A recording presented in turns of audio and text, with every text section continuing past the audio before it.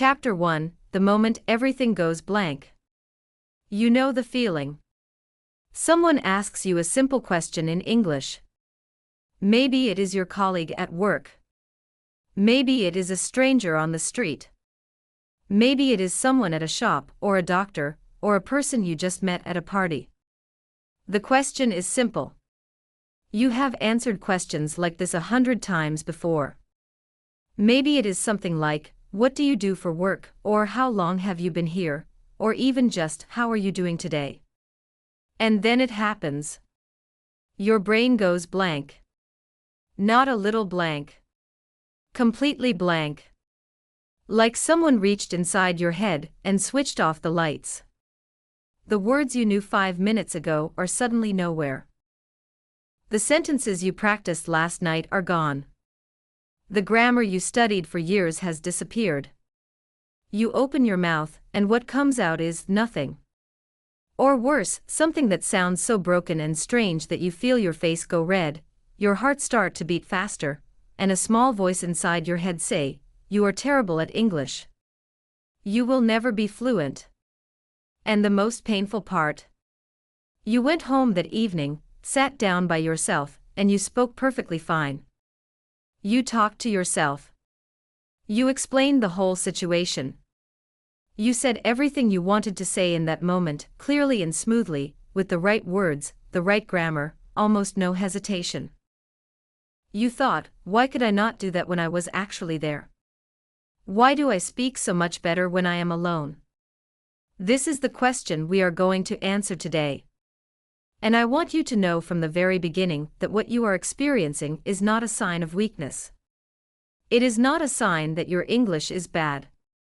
It is not a sign that you are not smart, or not dedicated, or not cut out for this. It is a sign that you are human, and that your brain works in a very specific and very understandable way under social pressure. By the end of this script, you will understand exactly why this freezing happens, what is going on inside your brain and body when it does, and most importantly, what you can actually do about it. Not quick tips. Not magic tricks. Real, deep understanding that will change the way you approach every English conversation for the rest of your life. So let us begin. First, I want you to think about what speaking a language actually is. When you speak your native language, you are not really thinking about it. You just open your mouth and it comes out. Words appear. Sentences form. You are not choosing vocabulary. You are not constructing grammar. You are not monitoring your pronunciation. You are simply expressing what you feel and think, and the language carries it automatically. Now think about what happens when you speak English, especially in a real conversation with a real person. You are doing something completely different. You are thinking about what to say. You are searching for the right word. You are building the sentence in your head.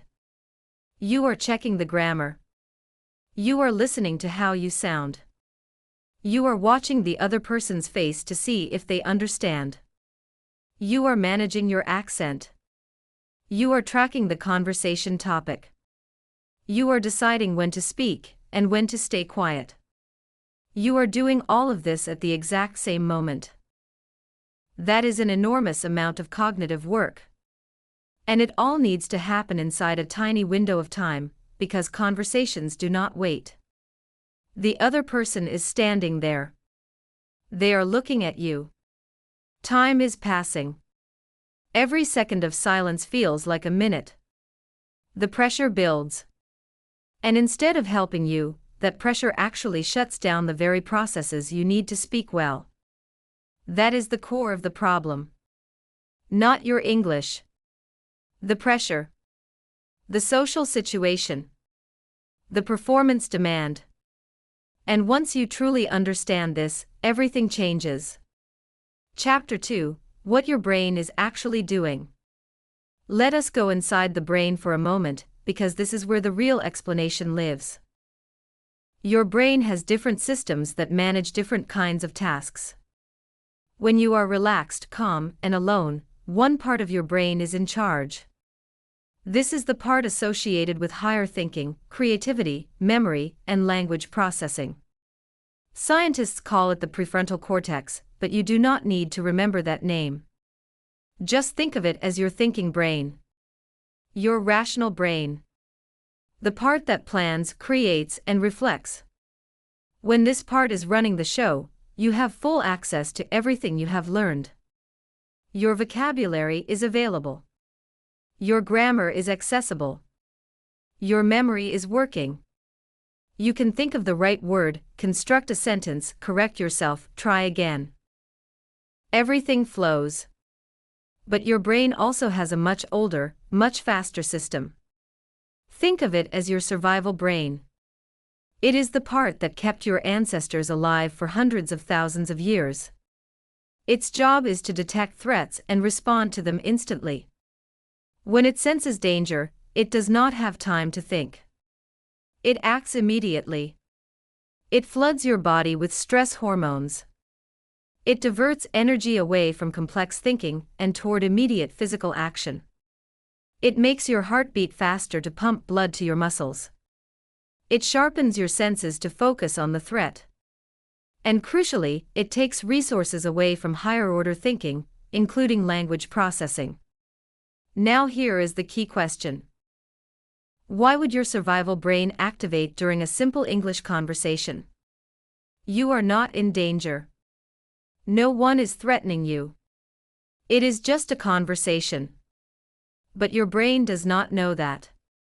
Or more precisely, your brain has learned to treat certain kinds of social situations as threats. Social threat is just as real to your nervous system as physical threat. The fear of being judged, the fear of making mistakes, the fear of being embarrassed in front of others, the fear of not being understood, the fear of looking foolish.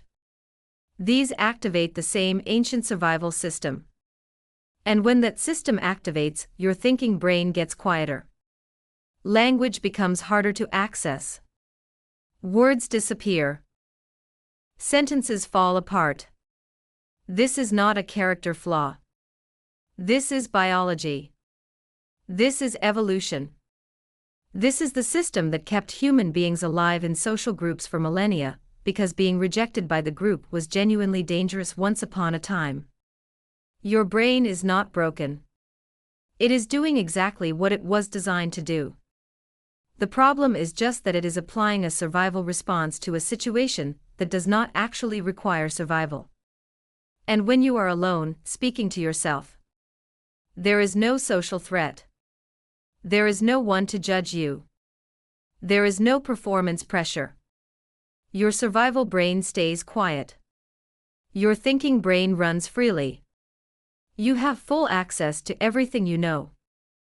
And so the words come. The sentences flow. You sound to yourself almost fluent. This is also why so many English learners say they do much better in written communication than in speaking. When you write, you have time. The pressure is reduced. You can think, revise, delete, try again. The social urgency is removed. And your language ability shines through. The problem was never the English. It was always the pressure. There is a concept in psychology called the Yerkes-Dodson law. The basic idea is that performance improves as arousal increases, but only up to a certain point. Beyond that point, more arousal leads to worse performance. Think of it as a curve shaped like an upside-down letter U. A little bit of pressure actually helps. It sharpens your focus, motivates you, keeps you alert. But too much pressure and performance falls off a cliff. You freeze. You blank. You make mistakes you would never normally make. For English learners in real conversations, the arousal often shoots past that peak very quickly. The combination of linguistic challenge plus social pressure plus performance anxiety plus time pressure is simply too much. The brain goes into overwhelm and shuts down the very systems you need. Understanding this does not automatically fix the problem, but it is the essential first step.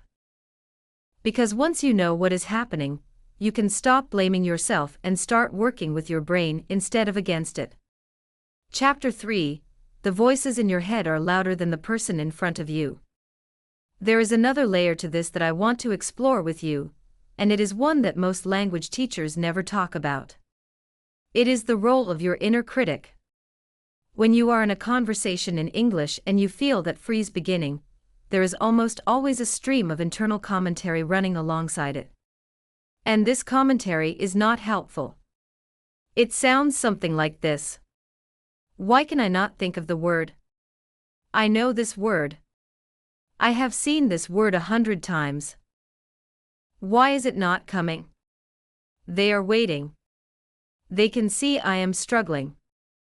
They think I am stupid. My accent is terrible. I said that wrong. I said that completely wrong. Why am I so bad at this? I studied English for years and I still cannot hold a simple conversation. I am never going to be fluent. I should just stop trying. Does any of that sound familiar? This internal monologue is not just unpleasant. It is actively harmful to your language performance because it consumes the exact cognitive resources you need to speak. Think about it like computer memory. Your working memory, the mental space you use for real-time language processing, is limited. When it is filled with anxious self-talk, there is less room for finding words, constructing sentences, and processing what the other person is saying. The inner critic literally crowds out the language. And there is something even more insidious happening here. When you are having that internal monologue, you are not fully present in the conversation.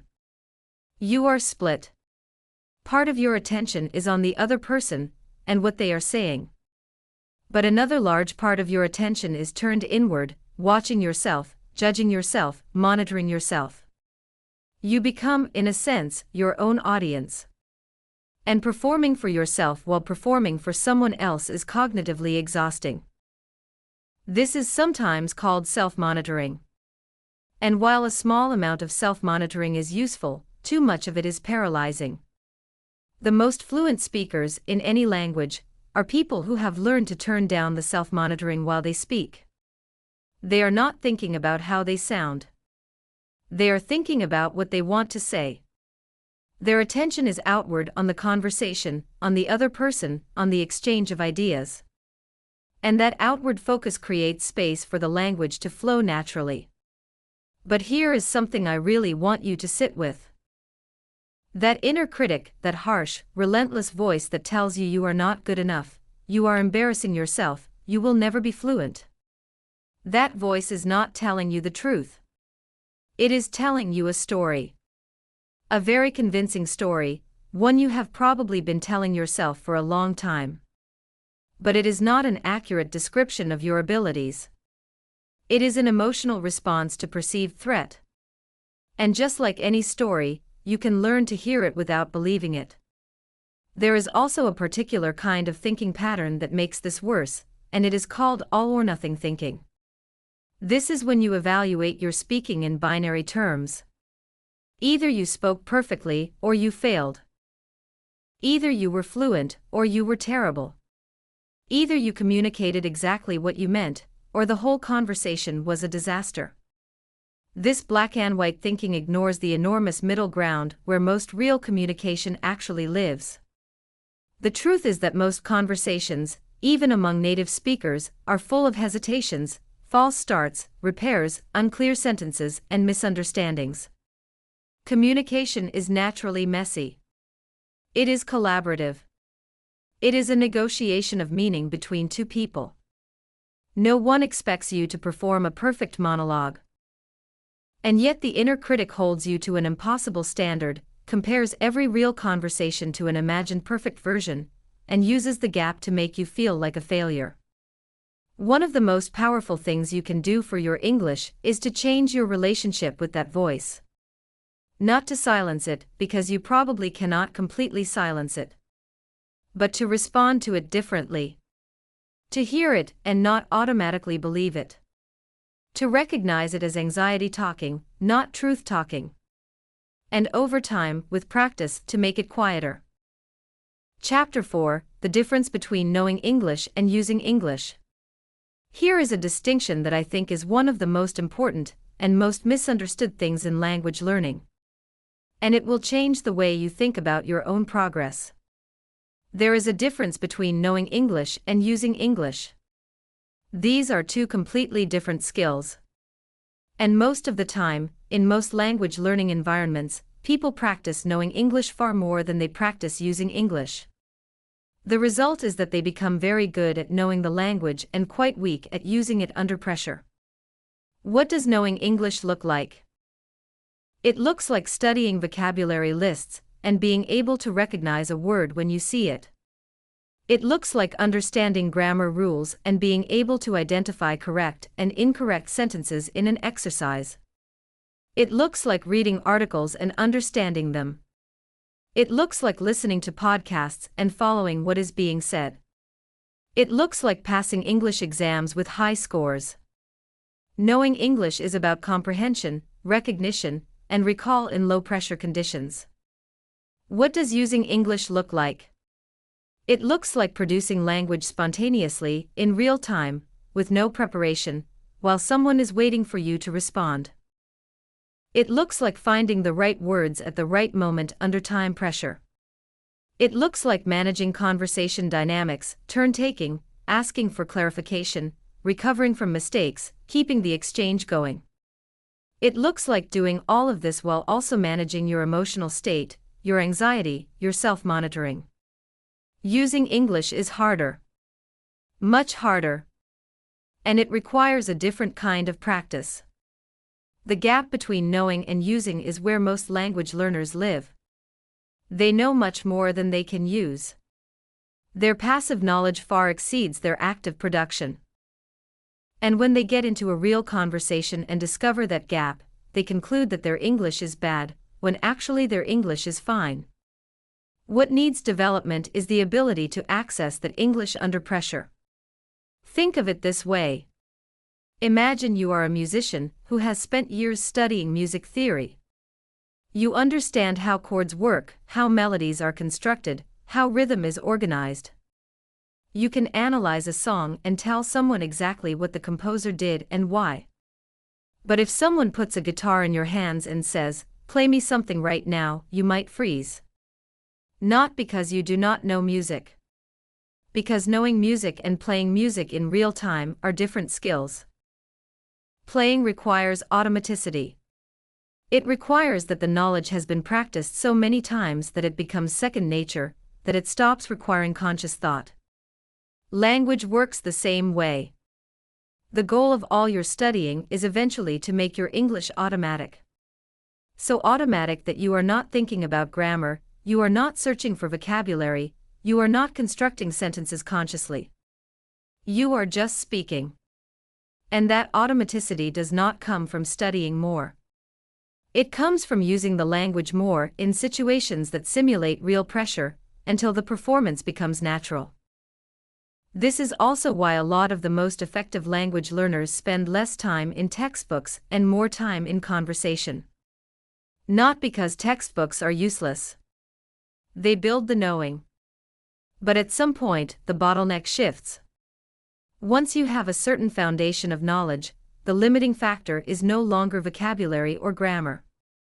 It is comfort and fluency under the conditions of real communication. And that can only be built by doing the thing. There is also something important to say about the role of output in language learning that is often overlooked. When you produce language, when you actually speak or write, you are processing the language differently than when you consume it. Speaking forces you to retrieve information, not just recognize it. It forces you to make decisions in real time. It forces you to notice gaps in your ability in a way that passive consumption never does. Every time you try to say something in English and realize you do not know how to say it, that is valuable information. It shows you exactly where to focus your learning. So if you have been spending most of your English learning time reading, watching, and listening, and very little time actually speaking and producing language, that imbalance is one of the main reasons the gap between knowing and using feels so large. The solution is not to study more. The solution is to speak more, even when it is uncomfortable, even when you make mistakes, even when you freeze. Because every uncomfortable conversation is training. Every mistake is data. Every moment of pushing through the freeze is building the skill you actually need. Chapter 5: Why your accent is not the problem you think it is.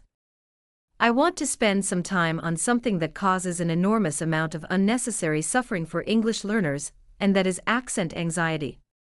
So many people who freeze in English conversations believe, deep down, that the real problem is their accent. They think if I could just sound more like a native speaker, I would be more confident.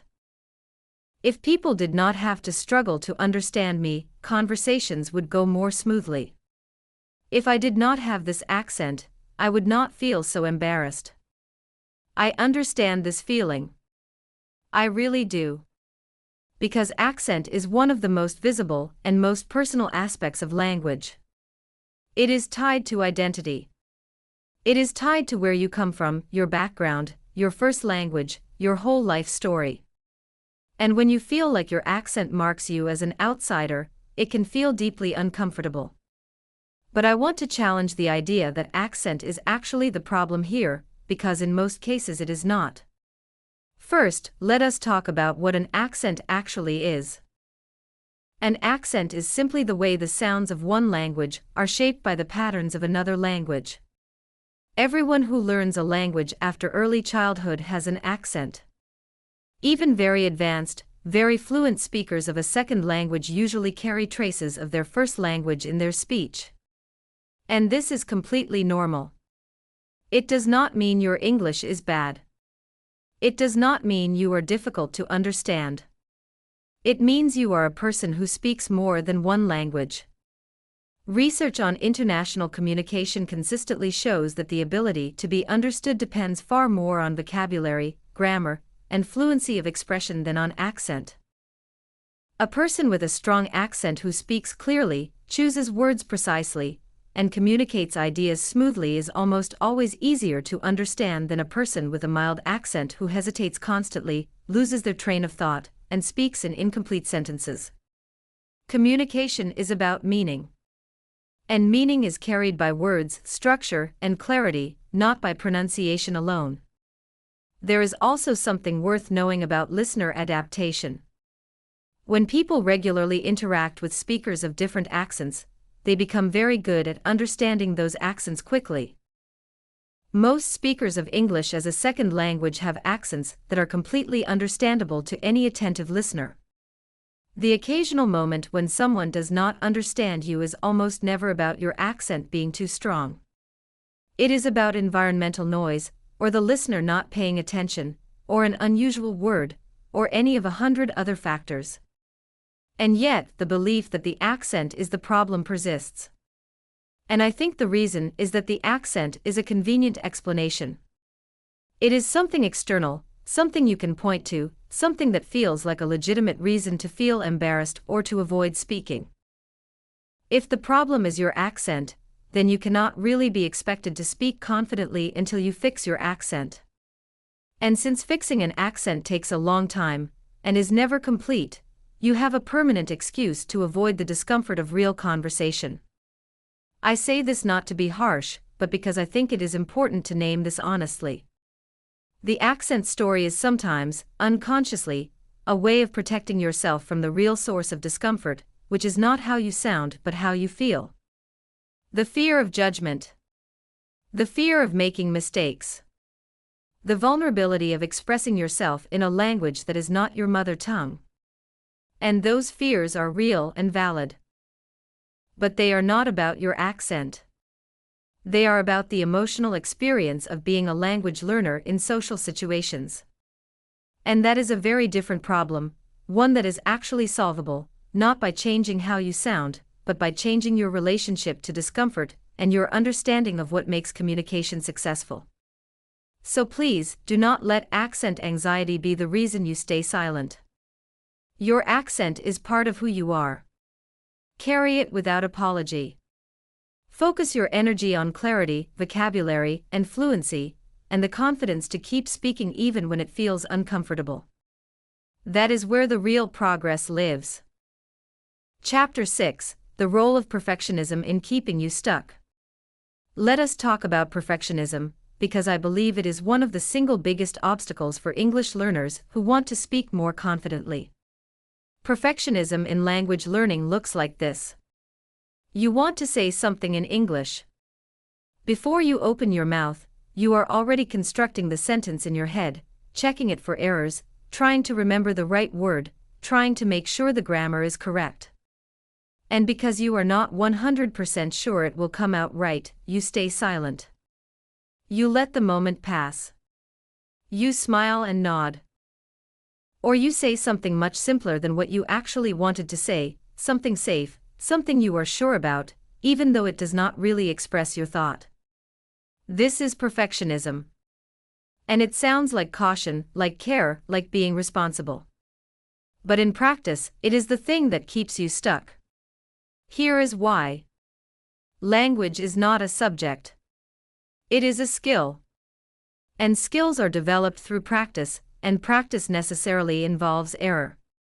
You cannot learn to ride a bicycle by thinking very carefully about how to ride a bicycle. You have to get on the bicycle, fall off, get back on, fall off again, and gradually, over many falls and many attempts, develop the balance and coordination that makes riding natural. If you refused to get on the bicycle until you were certain you would not fall, you would never ride. Speaking is the same. Every conversation you have in English, every attempt, every mistake, every awkward moment, is building something. It is building the neural pathways for language production. It is building the emotional tolerance for the discomfort of imperfection. It is building the real-world experience that no amount of studying can replace. But only if you actually do it. Only if you open your mouth and speak, even imperfectly. The perfect sentence you kept silent never built anything. There is a concept in psychology called the growth mindset, developed by researcher Carol Dweck. The core idea is that there are two ways to interpret challenges and failures. In a fixed mindset, mistakes mean you lack ability. They reveal a limit. They show you are not good enough. In a growth mindset, mistakes are information. They show you where you are in the learning process. They are feedback, not judgment.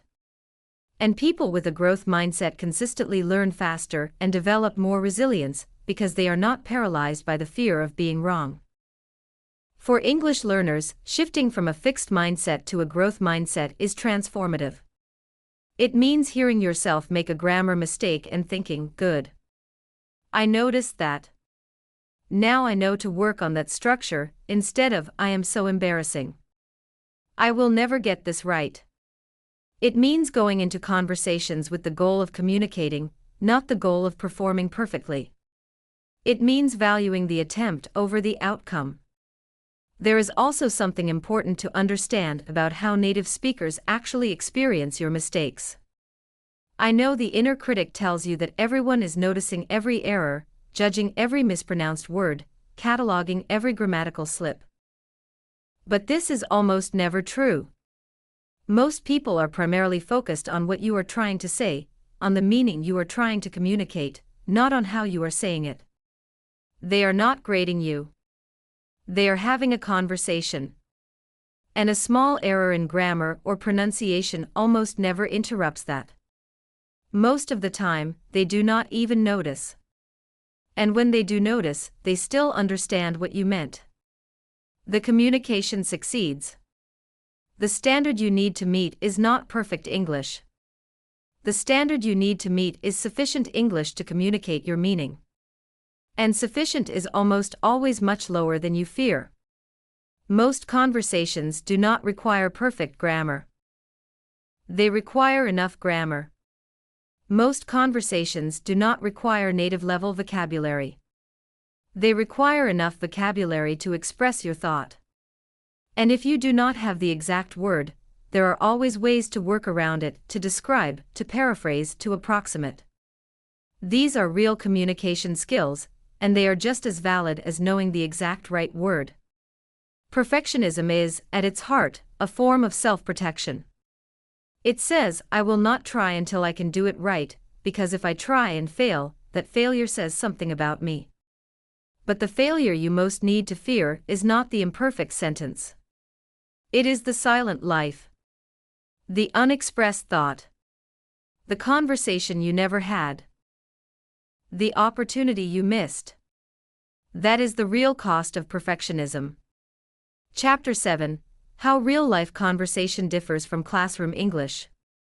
One of the things that shocks many English learners when they first try to have real conversations is how different real conversation is from the English they studied in class. And this gap between classroom English and real-world English is another significant reason for the freeze. In the classroom, language is controlled. Sentences are complete and grammatically correct. Vocabulary is carefully chosen. Topics are pre-announced. You know what kind of question is coming because the lesson has a structure. There is time to think, to check your work, to revise. The situation is predictable. And because it is predictable, you can perform reasonably well. Real conversation is none of those things. Real conversation is spontaneous, unpredictable, overlapping, fast, full of slang and informal expressions, packed with cultural references, shortened with contractions and reductions, and entirely uncontrolled in terms of topic, speed, and direction. Native speakers do not speak the way textbooks are written. They speak the way they actually speak, which is a very different thing. Native speakers drop sounds. They blend words together. They use expressions that are not in any dictionary. They interrupt themselves. They change topic mid-sentence. They use humor and irony and sarcasm in ways that require cultural knowledge to decode. They talk very fast. And they often assume a shared context that you, as someone who has learned English in another country, simply may not have. When you are confronted with real, natural, native speed English after years of textbook English, the experience can be genuinely disorienting. It can feel like you have walked into a film in a language you thought you spoke, only to discover that the spoken language is almost nothing like the written one you studied. And that disorientation contributes to the freeze, because now you are not just dealing with the pressure to produce language. You are also dealing with the challenge of simply processing what you are hearing. There is a linguistic term for the form of language used in formal, controlled environments like textbooks and exams. It is sometimes called the idealized language. And there is nothing wrong with learning from it. The grammar, the vocabulary, the spelling, the structure. All of it is useful and necessary. But it is not the whole picture. It is a cleaned-up, formalized version of something that in real life is much messier, much richer, and much more complex. So if your English education has been mostly formal, mostly textbook, mostly exam-oriented, you may be genuinely encountering natural spoken English for the first time in conversations with real speakers. And the learning curve there is real.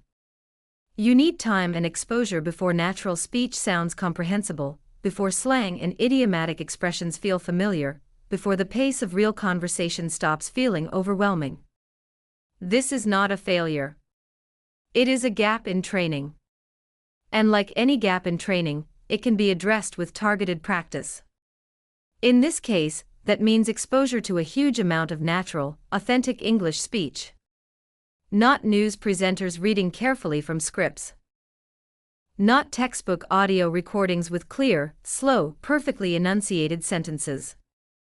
But real people having real conversations, with all the hesitations, interruptions, shortcuts, and imperfections that come with that. This is one of the reasons podcasts, especially conversational ones with multiple speakers, are so valuable for language learners. They expose you to natural spoken English without the pressure of having to participate. Your ear gradually acclimatizes to the real rhythm and texture of the language. Words that once sounded blurred and incomprehensible become recognizable. Expressions that once seemed exotic become familiar. And when you enter a real conversation, you are not starting from zero. You have already heard the language in its natural form many times. The same is true of films, television, YouTube conversations, any authentic spoken content. The more of it you consume, the less shocking real conversation feels, and the smaller the gap between the English you practiced and the English you are actually encountering. Chapter 8: The Body Does Not Lie. We have talked a lot about what is happening in the brain. But I want to also talk about what is happening in the body, because the physical experience of freezing in conversation is real and significant, and it is something that many people try to ignore or push through, when actually, understanding it and working with it is far more effective. When your survival brain activates in a conversation, your body responds physically. Your heart rate increases. Your breathing becomes shallower and faster. Your muscles tense, especially in your shoulders, neck, and jaw. Your throat may feel tight. Your mouth may feel dry. You might notice your hands shaking or your face feeling hot. You might experience a kind of tunnel vision, where your focus narrows and the world around you seems to shrink. All of these physical responses are part of the stress activation that we talked about earlier. And they are not just unpleasant.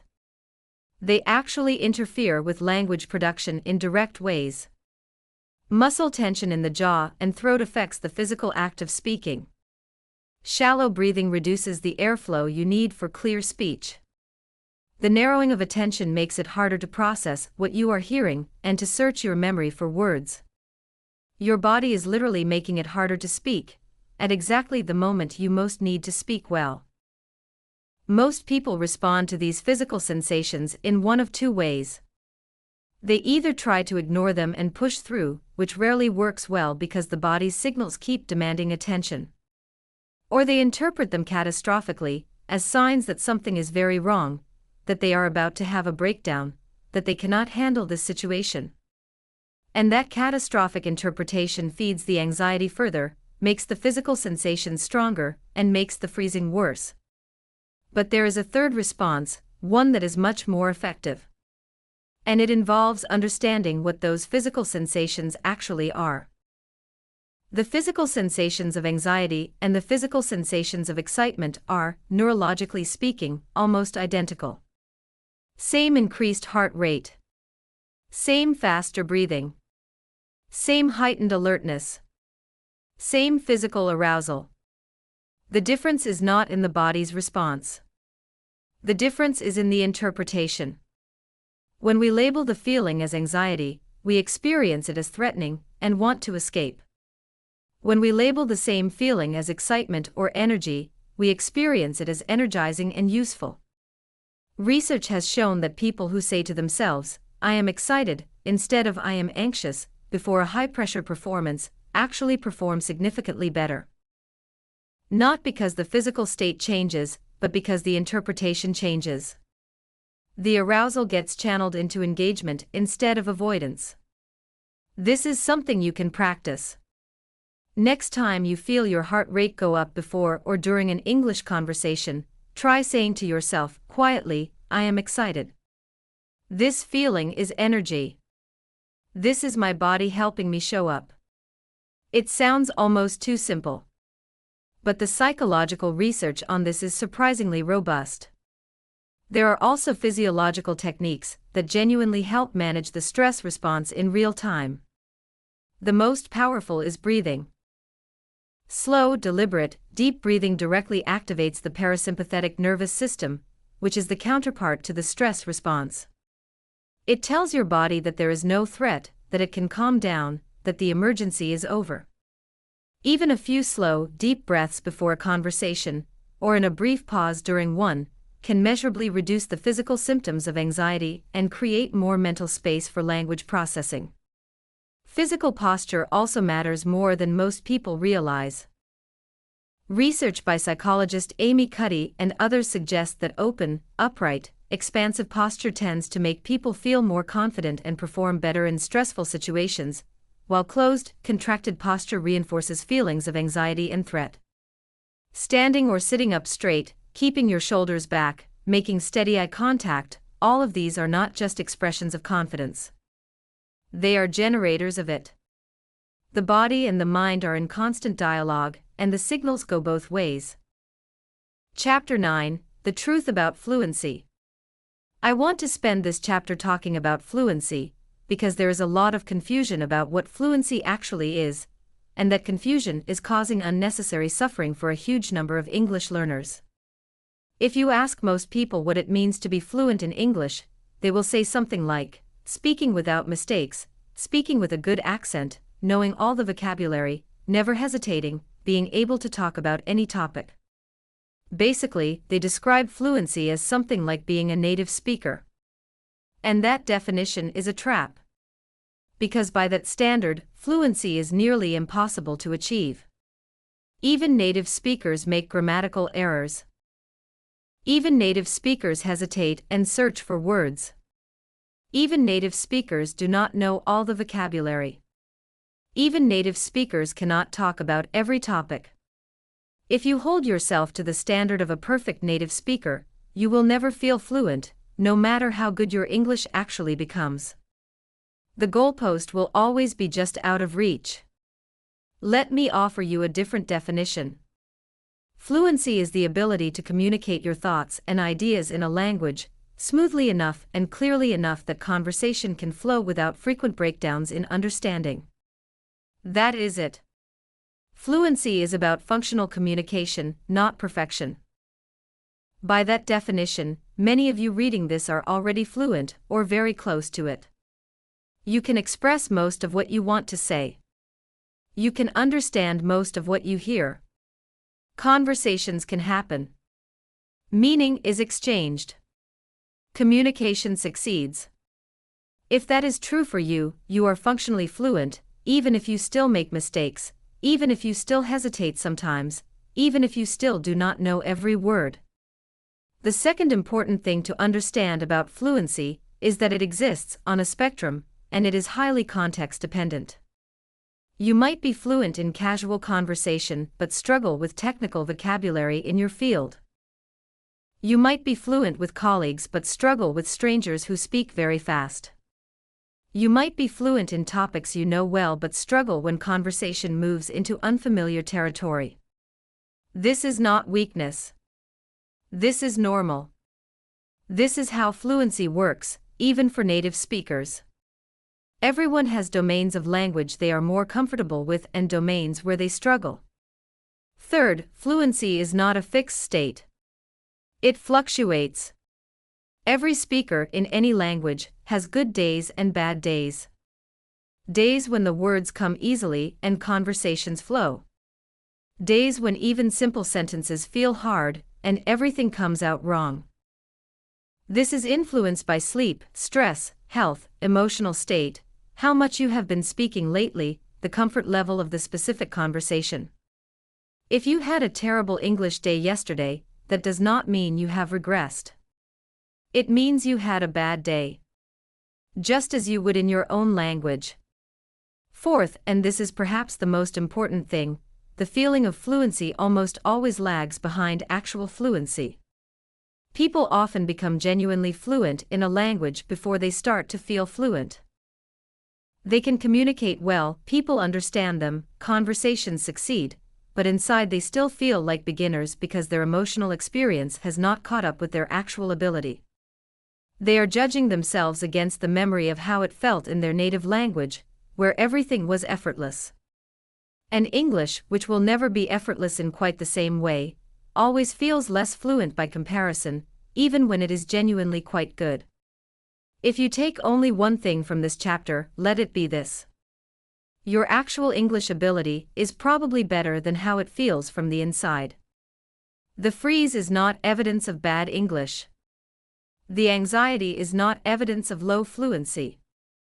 They are evidence of a nervous system responding to a social and performance situation. Separate the emotion from the assessment. Your English and your feelings about your English are not the same thing. Chapter 10: Why some situations are harder than others. Let us talk about the specific situations that tend to trigger the freeze, because it is not equally hard in every context. There are patterns to when fluency breaks down, and understanding those patterns can help you predict and prepare for your personal difficulty zones. The first major category is high-stakes conversations.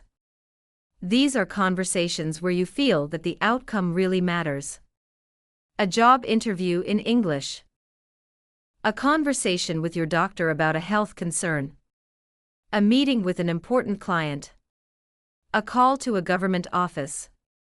A conversation with your child's teacher.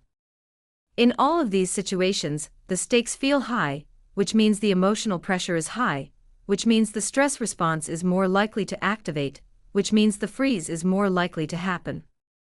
The second category is unfamiliar speakers. Speaking with people you have spoken with many times before, or people who share your background, is usually easier. You have calibrated to their accent, their pace, their vocabulary, their way of expressing things. With strangers, you have none of that calibration. Everything is new and requires more processing. Add the social pressure of wanting to make a good impression on someone new, and you have a significantly harder conversation. The third category is fast or unclear speech. When someone speaks very quickly, or with a strong accent you are not familiar with, or in a noisy environment, the processing demand goes up dramatically. And when processing takes more effort, there is less mental resource available for producing language. Struggling to understand what is being said and struggling to formulate your own response at the same time is double cognitive load, and it can exceed your capacity in ways that feel like a complete freeze. The fourth category is unexpected or complex topics. When conversation moves into territory you have not thought about or discussed in English before, you are not just reaching for familiar language. You are reaching for language in areas of your vocabulary that may be underdeveloped. You do not have the words. You have not practiced the expressions. The sentences you would need are ones you have never constructed. And so you struggle in a way that feels, again, like a personal failure, when actually it is just an undeveloped corner of your English that needs more work. The fifth category is groups and one-on-ones.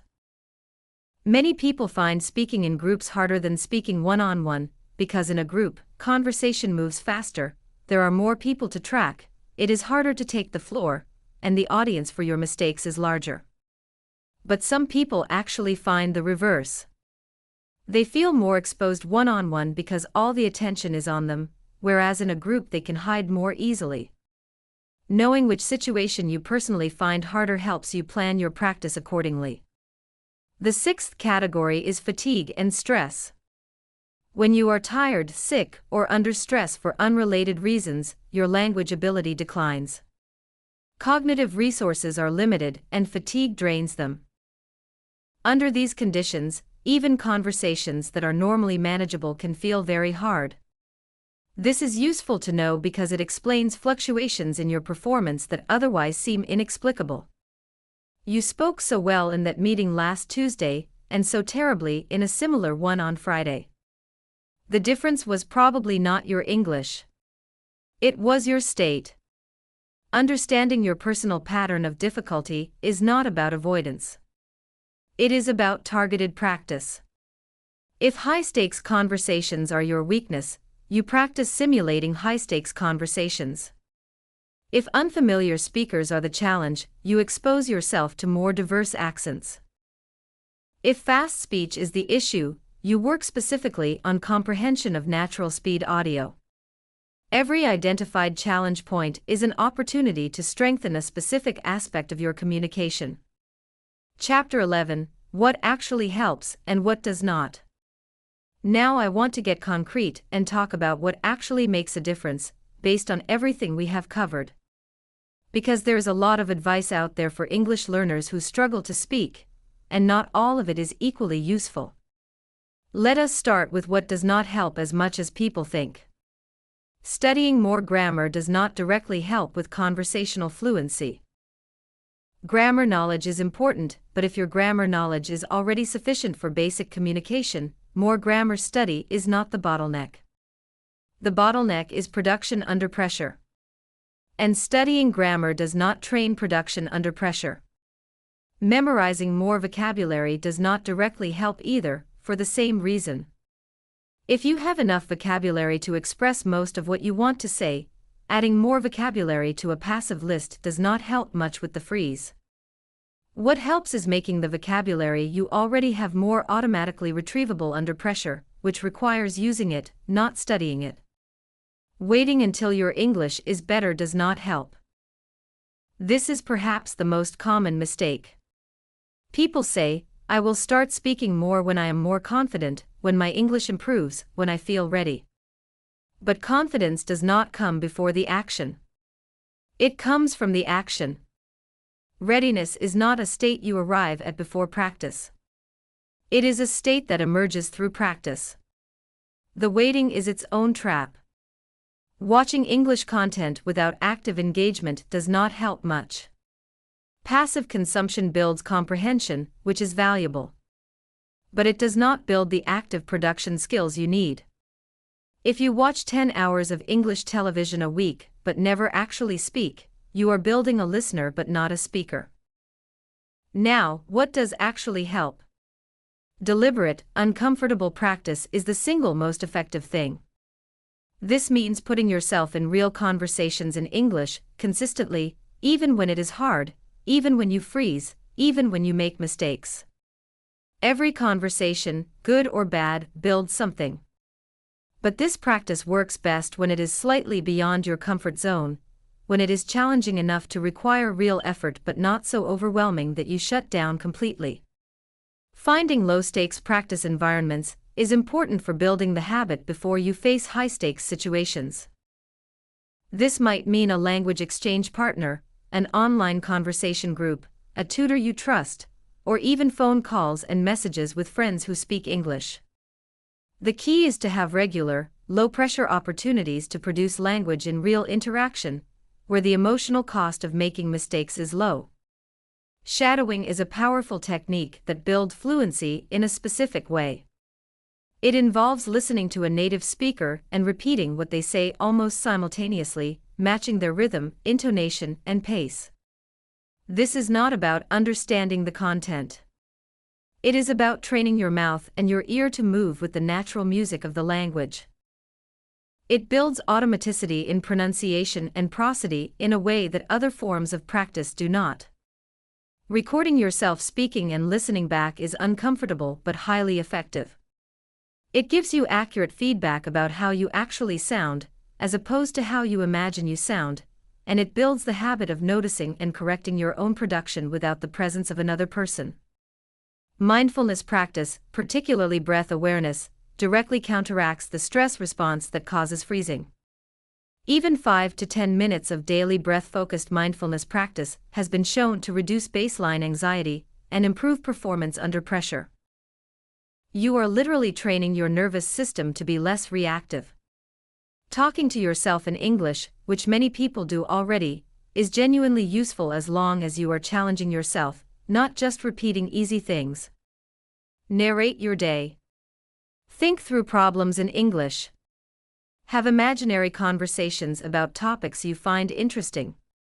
This builds the habit of English as a thinking language, not just a studying language. Deliberately widening your exposure to diverse English accents is important for reducing the processing burden of unfamiliar speech. The more variety you have heard, the less disorienting any new speaker will be. And perhaps most importantly, building a growth mindset toward mistakes. This is a mental practice. It means consciously and repeatedly choosing to interpret errors as information rather than failure. It means celebrating attempts, not just successes. It means tracking progress over months and years rather than judging yourself in single conversations. This shift does not happen immediately, but it compounds over time, and it fundamentally changes your relationship to the discomfort of speaking. Chapter 12: The Silence That Teaches You Nothing. I want to talk specifically about the silence. The moment when you freeze, when you cannot find the word, when your mind goes blank, when the sentence does not come. Because what you do in that moment matters enormously, and most people do exactly the wrong thing. Most people, when they freeze in a conversation, respond by becoming more anxious about the silence. The silence feels unbearable. Every second of it feels like a confession of inadequacy. So they rush. They grab whatever word comes first, even if it is not right. They use a filler sound with no content.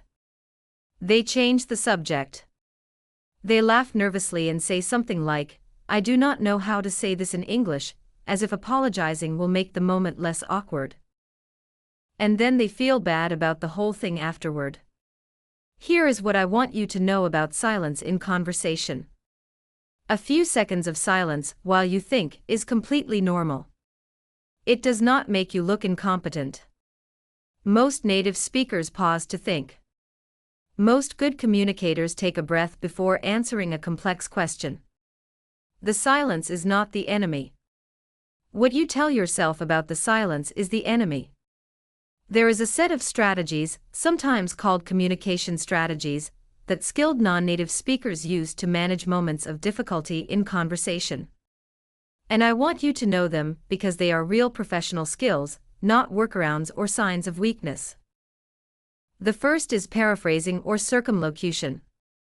If you cannot think of the exact word, describe the concept. Say the thing that you use to open wine, instead of struggling to remember the word corkscrew. Say, "I am looking for the expression for when someone takes credit for another person's work," instead of stalling silently while you try to remember plagiarism. This is not a failure. This is creative problem solving with language. The second is explicit acknowledgement of difficulty.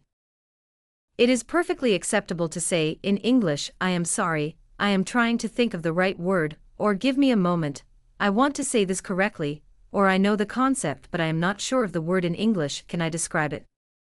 This kind of transparency is not weakness. It is social intelligence. It invites the other person to be patient and collaborative rather than wondering why you have suddenly gone silent. The third is asking for help. Saying, "Is there a word for this?" or "How would you express this in English?" is not embarrassing. It is a very effective learning strategy in the middle of a real conversation. Native speakers often find this charming and are happy to help. It also turns the conversation from a performance into a collaboration, which immediately reduces the pressure. The fourth is buying time with natural fillers. "Well, let me think, that is a good question, are all ways of maintaining the flow of conversation while you gather your thoughts. These are real language behaviors. Native speakers use them all the time. Using them does not make you sound less fluent. It makes you sound like someone who thinks before speaking, which is a perfectly good thing to be. The fifth is simplifying your intended message. If the complex sentence you wanted to say is not coming, break it into smaller pieces. Instead of one long, elaborately structured thought, say it in 3 shorter thoughts. The meaning survives. And simplicity is often more effective than complexity anyway. All of these are strategies you can practice and internalize so that when the freeze comes, you do not panic. You have tools. You have options. The freeze is not the end of the conversation. It is a momentary challenge that you know how to navigate. Chapter 13, Building Your Speaking Life. Let us talk about what it actually looks like to build a consistent speaking life as an English learner. Not a practice session that you do once and forget. A genuine, ongoing, sustainable engagement with spoken English as a regular part of your life. The first principle is that frequency matters more than duration. Speaking for 15 minutes every day is dramatically more effective than speaking for 2 hours once a week. Language is a skill that requires consistent neural activation. Small, frequent doses of practice build fluency far more efficiently than occasional large doses. If you can find 15 to 20 minutes every single day to actively engage with speaking English, you will progress faster than someone doing intensive weekend sessions. The second principle is that variety matters. Talking about the same things with the same person in the same context is comfortable, but it builds a narrow range of fluency. You need exposure to different topics, different speakers, different conversational contexts, different levels of formality. Each new context stretches your English in different directions and builds a more flexible, robust command of the language. The third principle is that challenge matters. If every conversation is comfortable, you are not growing. Growth happens at the edge of your ability. So regularly push yourself into slightly harder conversations than feel natural. Talk about more complex topics. Engage with faster or less familiar speakers. Express more nuanced ideas than you would normally attempt. The discomfort you feel at that edge is not danger. It is development. The fourth principle is that reflection matters. After a conversation, especially a difficult one, spend a few minutes thinking about what happened. Not to beat yourself up for mistakes, but to notice. What worked well? What was hard? Where did you freeze? What did you wish you had been able to say? Were there words you needed that you did not have? This reflection makes your practice intentional rather than random, and it gives you specific things to study and work on. The fifth principle is that consistency over time beats intensity in the short term. There are no shortcuts to fluency. People who are willing to show up imperfectly, day after day, for months and years, consistently outperform people who go on intensive courses and then stop. Language is not downloaded.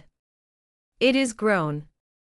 And growing requires time, consistency, and a willingness to be a beginner for as long as it takes. Finding conversation partners online has never been easier than it is now. There are platforms and communities specifically designed to connect language learners with native speakers and with other learners at various levels.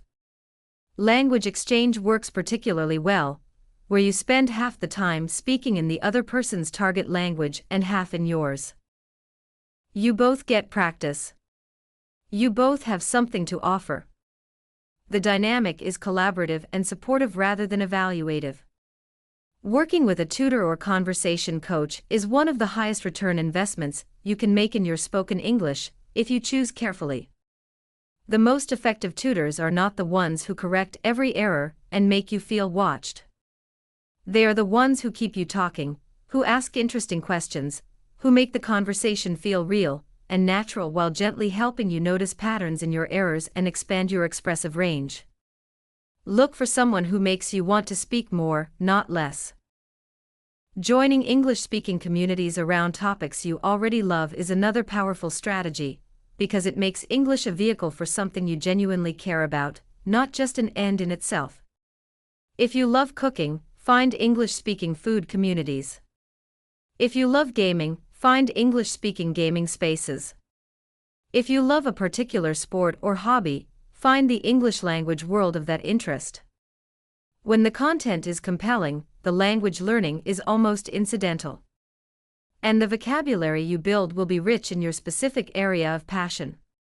Finally, set small, concrete speaking goals rather than large, vague ones. Not, I want to become fluent. But this week, I will initiate one conversation in English that I would normally avoid, or this month, I will find one conversation partner and speak with them twice a week. Small goals are completable. Completing them builds confidence. Confidence leads to more action. More action leads to growth. This is the flywheel of language development, and it starts with the first small turn. Chapter 14: The Emotional Side of Being a Language Learner. I want to take a step back now and talk about something that is almost never discussed in language learning courses and textbooks, but that I believe is absolutely central to the experience of learning to speak a second language. And that is the emotional dimension. Being a language learner, especially at the stage where you are trying to use the language in real conversations, is emotionally demanding in a way that is very particular and very underappreciated.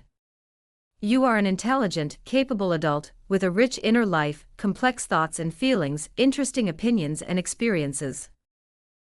And you are trying to express all of that through a medium that does not yet fully carry your weight. The gap between who you are and who you can be in English is real, and it hurts in a specific way. In your native language, you are articulate. You use humor. You are nuanced.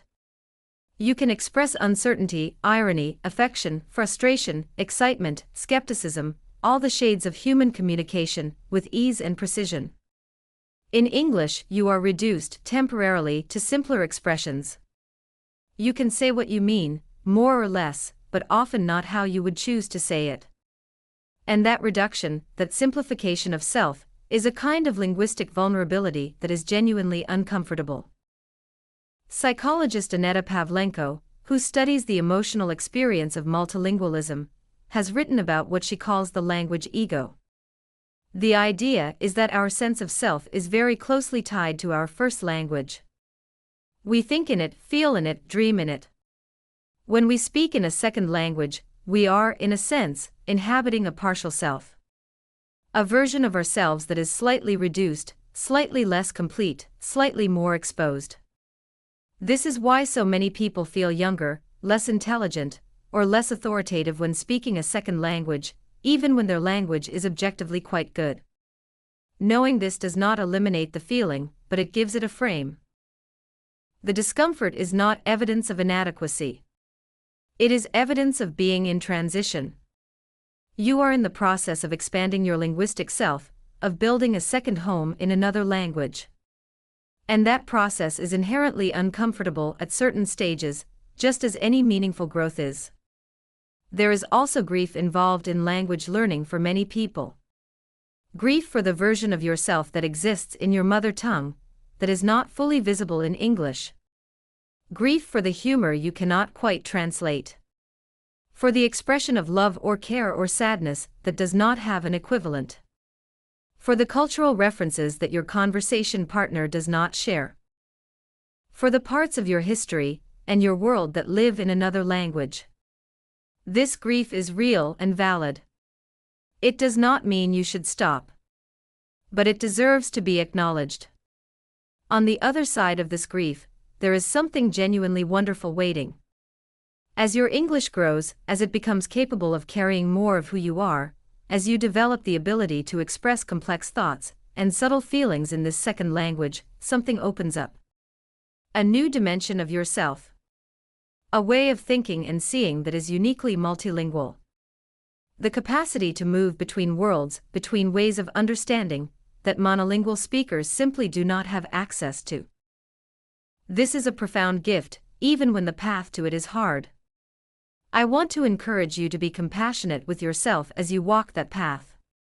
Not in the soft, empty way of empty reassurance, but in the genuine way of recognizing that what you are doing is hard, and that hard things take time, and that struggling does not mean failing. It means learning. The freeze is not the enemy. The silence is not the enemy. The mistake is not the enemy.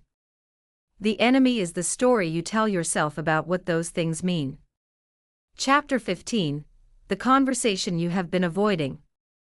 Now I want to talk directly to you about the specific conversation you have been avoiding. You know which one it is. You have been thinking about it while reading this. The conversation at work that you always let someone else handle. The phone call you put off because you are not sure you will understand the other person. The comment you wanted to make in a meeting but stayed silent instead. The friendship you have not deepened because English is the only shared language and it feels like too much effort. The opportunity you have not pursued because it required speaking English in a way that felt beyond you. Every one of those avoidances made a certain kind of sense in the moment. The discomfort was real. The fear was real. The risk of freezing or making mistakes or not being understood was real. And avoiding the situation did protect you from that discomfort in the short term. But here is what avoidance costs in the long term. Every time you avoid a speaking situation, you send a message to your nervous system. The message is, this situation is dangerous. Avoid it next time. And your nervous system, which is highly responsive to these messages, learns. The avoidance becomes a reflex. The next time a similar situation arises, the anxiety is stronger, not weaker, because the avoidance has reinforced the threat signal. The zone of what feels safe gets smaller and smaller. And the version of your life that you inhabit in English gets smaller and smaller with it. Approach, on the other hand, teaches your nervous system the opposite lesson. It teaches, I can handle this. This situation is not actually dangerous. I went in, I did not die, I survived, I even learned something. And gradually, the anxiety decreases. The comfort zone expands. Situations that used to feel impossible feel merely difficult. Situations that used to feel merely difficult feel manageable. Situations that used to feel manageable feel easy. This is habituation, and it is one of the most reliable processes in all of psychology. The key insight is that the discomfort of approach is temporary. It spikes and then it subsides. The discomfort of avoidance is permanent. It does not go away. It grows. And the things you were avoiding do not go away either. They sit there waiting, getting slightly more charged every time you sidestep them. The conversation you have been avoiding is the next step. Not the perfect English. Not the comfortable situation. Not the conversation where you know you will do well. The one you are afraid of. That is where the growth is. That is where the fluency is being built or not being built, depending on whether you step toward it or away from it. I am not telling you to throw yourself into the most terrifying possible conversation tomorrow. Graduated exposure, moving gradually into more challenging situations, is more sustainable and more effective than sudden immersion. But I am asking you to identify the next level of challenge and move toward it, not away from it. To make a commitment to yourself that the freeze will not be the last word. That you will step into the discomfort imperfectly and keep stepping until what was once impossible becomes ordinary. Chapter 16: A different way to measure your progress. One of the things that keeps English learners stuck in discouragement is measuring their progress in the wrong ways. So I want to offer you a different framework for tracking how far you are coming, one that is honest and accurate rather than demoralizing. The most common way people measure their English is by comparing themselves to native speakers and measuring the gap. They speak perfectly and I do not. They never hesitate and I always do. They always know the right word and I often do not. This comparison is almost always unfair because you are comparing your insider experience, where you feel every gap, every hesitation, every mistake, with your outsider experience of someone else, where you only see the smooth surface. You are also comparing yourself to someone who has spoken this language every single day for their entire life, who has had 20 or 30 or 40 years of daily immersion, versus your few years of study in a different country. The comparison is not meaningful. It produces discouragement without useful information. A much better way to measure your progress is to compare yourself to your past self. Record yourself speaking English every month. On the same topic for the same duration. Do not listen to the recording immediately. Wait. Listen to it a month later, or 3 months later. You will often be surprised by how much has changed. Things that were difficult then are easier now. Words that you searched for then come immediately now. Patterns that were uncertain then are solid now. The growth is real. But you can only see it by looking backward at where you started. Another useful measure is the range of situations you can navigate. Last year, could you make a phone call to a company in English? Could you participate in a work meeting in English? Could you have a spontaneous conversation with a stranger? If you can do those things now and you could not before, that is progress. Real, meaningful, life-expanding progress. Track the situations you enter, not the perfection with which you enter them. Track your recovery speed as well. When you freeze, how quickly do you recover? Recovering faster, getting back into the flow more smoothly, is a significant marker of progress that most people overlook because they are so focused on preventing the freeze from happening at all. The freeze will still happen, even for advanced speakers. What changes is the recovery. And recovery speed is measurable. Track your comfort in discomfort. Are the situations that used to feel terrifying now merely difficult? Are the situations that used to feel difficult now merely uncomfortable?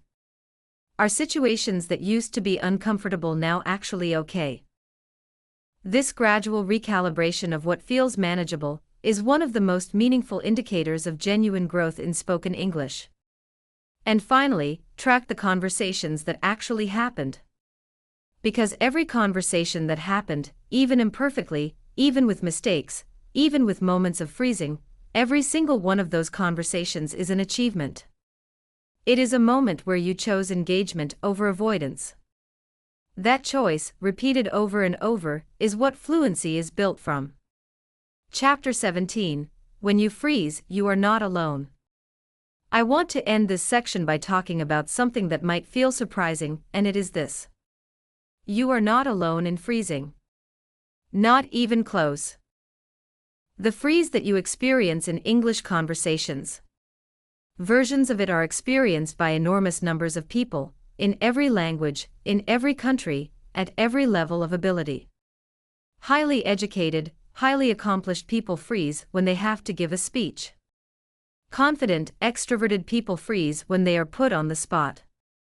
Native speakers freeze when they are nervous, when the stakes are high, when they are tired or upset or unprepared. The freeze is not a language learner's problem. It is a human problem. For language learners, it is more frequent and more intense, for all the reasons we have discussed. But the experience is not alien. It is not a sign that something is fundamentally wrong with you. It is a sign that you are a human nervous system, doing its best in an environment that activates your stress response. Every language learner who is honest about their experience will tell you they freeze too. The ones you envy, the ones who seem so comfortable and confident in English, they have their moments of blankness as well. They just have more practice getting through them. And in many cases, they have built up the resilience and the toolkit to recover more quickly, to appear calmer than they feel, to keep going even when the internal experience is uncomfortable. When you see someone who seems to speak English effortlessly, what you are seeing is the product of years of uncomfortable conversations, years of mistakes, years of pushing through the freeze over and over until it lost its power. The effortlessness is not the starting point.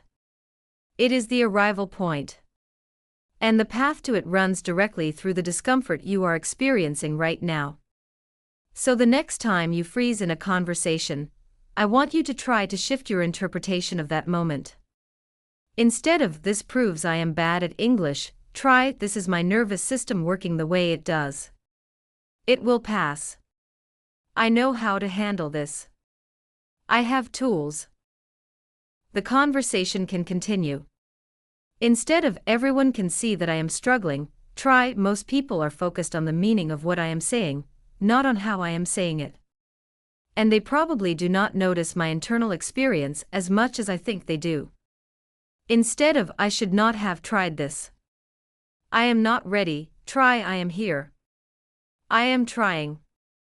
This discomfort is the price of growth, and it is worth paying.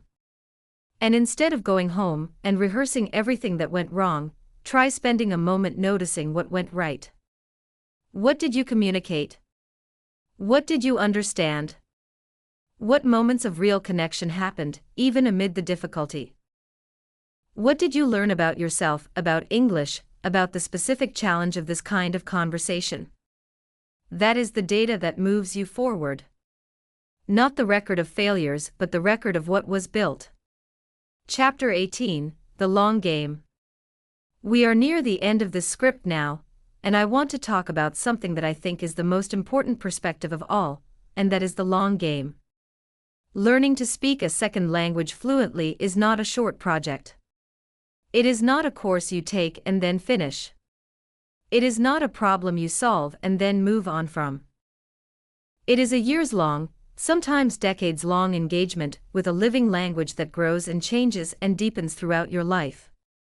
And the way you relate to that journey, whether you see it as a painful obligation or as a genuinely interesting adventure, makes an enormous difference in both the quality of the learning and the quality of your life while you are doing it. The most important thing you can do for your long-term progress in spoken English is to find a way to make the engagement with the language genuinely enjoyable, at least some of the time. Not every conversation will be fun. Not every practice session will feel rewarding. But if the overall relationship with English is one of dread and obligation, you will resist the very practice you need. You will find reasons not to speak. You will defer the conversations. You will protect yourself from the discomfort that is, paradoxically, the path to the comfort you are seeking. So ask yourself, what is interesting about English to me? What topics can I explore in English that genuinely fascinate me?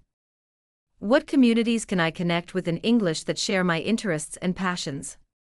What kind of conversations bring me genuine pleasure or intellectual stimulation?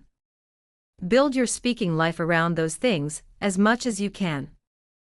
Make the language itself the vehicle to something you actually want to reach.